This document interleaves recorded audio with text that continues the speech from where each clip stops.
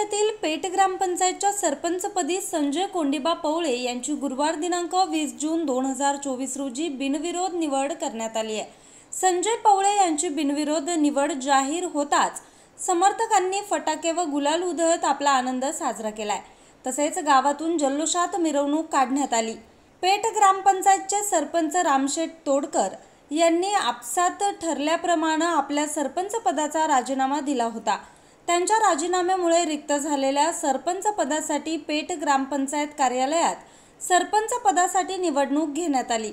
यावेळी सरपंच पदासाठी संजय पवळे यांचा एकमेव उमेदवारी अर्ज आल्याने निवडणूक निर्णय अधिकारी मनसर मंडल अधिकारी श्रीमती आरती खरे यांनी संजय पवळे यांची बिनविरोध निवड जाहीर केली।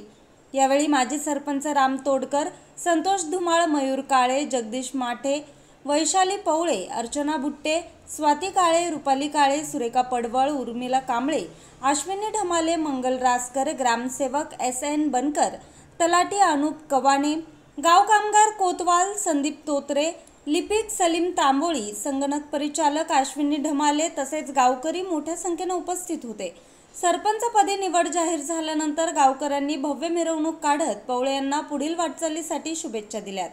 आळंदी येथे उद्योग व्यवसाय करत असताना मित्रमंडळे आणि ग्रामस्थांच्या आग्रहाखातर ग्रामपंचायत निवडणूक लढवली आणि आज सरपंचपदी निवड केली। गावकऱ्यांनी आपल्यावर दाखवलेल्या विश्वासाला कधीही तडा जाऊ न देता गावच्या विकासासाठी सदैव प्रयत्न करेन अशी प्रतिक्रिया यावेळी नवनिर्वाचित सरपंच संजय पवळे यांनी दिली आहे।